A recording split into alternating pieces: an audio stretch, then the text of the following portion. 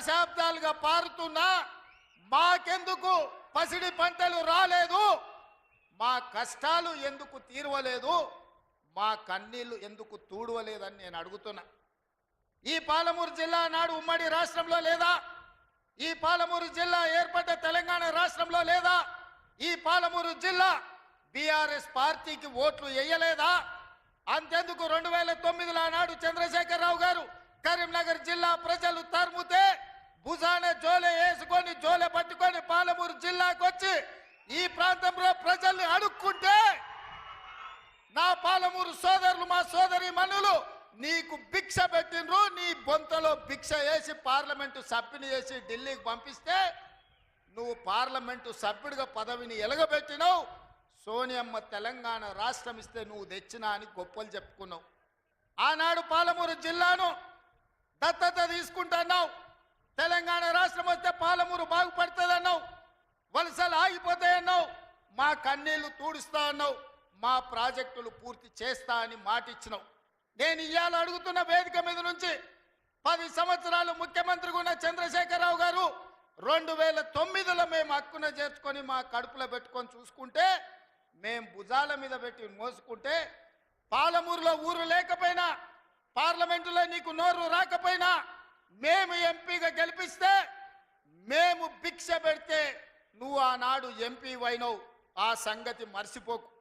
మరి 10 సంవత్సరాలు ముఖ్యమంత్రిగా ఉన్న నువ్వు మా ప్రాజెక్టులను ఎందుకు పూర్తి చేయలేదని నేను అడుగుతున్నా. ఇవాళ ఈ వేదిక మీద నుంచి పెద్ద పెద్ద మాటలు మాట్లాడుతున్నారు, పొంకనాల మాటలు.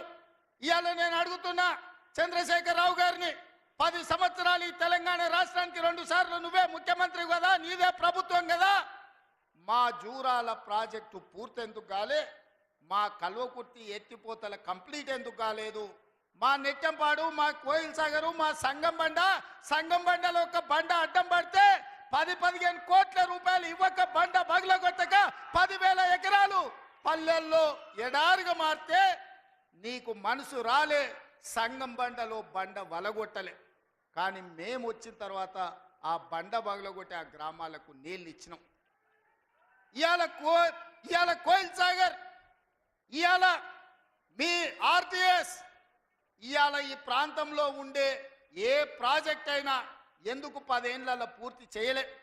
అదే కాదా నాడు ఉమ్మడి రాష్ట్రంలో జూపల్లి కృష్ణారావు గారు, చిన్నారెడ్డి గారు, డాక్టర్ మల్లు రవి గారు ఆనాడు కిరణ్ కుమార్ రెడ్డితో కొట్లాడి, ఆనాడు అరుణమ్మ గారు కూడా మంత్రిగా పాలమూరు రంగారెడ్డి ఎత్తిపోతల ప్రాజెక్టు పూర్తి చేయాలి, 12 లక్షల ఎకరాలకు నీళ్లు ఇవ్వాలి అని కొట్లాడి జూరాల నుంచి నీళ్లు తీసుకోవాలని పాలమూరు రంగారెడ్డి ఎత్తిపోతల పథకానికి అనుమతి తీసుకొచ్చారు. 16,000 కోట్లతోని ప్రాజెక్టు మంజూరైంది.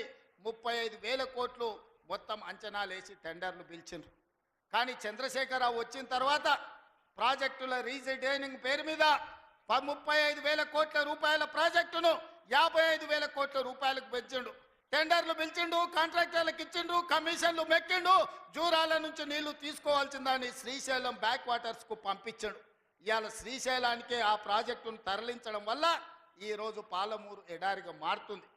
10 ఏళ్లలో పాలమూరు రంగారెడ్డి పూర్తి చేసిన, కల్వకుర్తి పూర్తి చేసిన, భీమా, నెట్టంపాడు, కోయిల్ సాగర్, రాజోలి బండ పూర్తి చేసి ఉంటే, తుమ్మిళ్ళ ప్రాజెక్టును పూర్తి చేసి ఉంటే ఇవాళ ఆంధ్రప్రదేశ్ మనకు అభ్యంతరం పెట్టకపోయి ఉండే. 10 ఏళ్లలో నువ్వు ప్రాజెక్టులు పూర్తి చేయలేదు.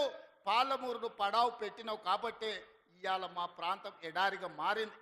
ఆనాడు 2014లో నేను కొట్లాడి తెచ్చిన మక్తల్ నారాయణపేట కొడంగల్ ప్రాజెక్టు ఒకనాడు ఉమ్మడి రాష్ట్రంలో రాజశేఖర రెడ్డి గారు ముఖ్యమంత్రి ఉన్నప్పుడు దివంగత నాయకుడు చిట్టెం నర్సిరెడ్డి గారు మొట్టమొదట ప్రస్తావించండు మక్తల్ నారాయణపేట కొడంగల్ ప్రాజెక్టు గురించి. ఆ తర్వాత వారు చనిపోయినాక దాని గురించి మాట్లాడిన వాళ్ళే లేరు. మళ్ళీ 2009లో కొడంగల్ ఎమ్మెల్యేగా నేను బాధ్యత తీసుకున్న తర్వాత ఆ కాగితాలు వెలికి తీసి నేను కొట్లాడి 2014లో ఈరోజు నా మక్తల్ నారాయణపేట కొడంగల్ ప్రాజెక్టు తీసుకొచ్చిన. ఆనాడు 1,500 కోట్ల రూపాయలతో అంచనా అయ్యింది. 1,500 కోట్ల రూపాయలతోని 1,07,000 ఎకరాలకు ప్రాజెక్టు కట్టడానికి అనుమతులు తెచ్చిన. 10 ఏళ్ళు నా మీద కక్షతోని, పాలమూరు మీద పగతోటి చంద్రశేఖరరావు ఈ ప్రాజెక్టును పక్కన పెడితే ఈరోజు నేను వచ్చిన తర్వాత తిరిగి వాటిని దుమ్ము దులిపి పనులు మొదలుపెట్టిన. ఇవాళ 4,500 కోట్ల రూపాయలతోటి మక్తల్ నారాయణపేట కొడంగల్ ప్రాజెక్టును పూర్తి చేయాలి 2 ఏళ్లలో అని ఈరోజు టెండర్లు పిలిచి పనులు ప్రారంభిస్తే ఇవాళ పగబట్టి ఆయన టీవీలలో పేపర్లలో అడ్డుకుంటున్నారని అంటున్నాడు.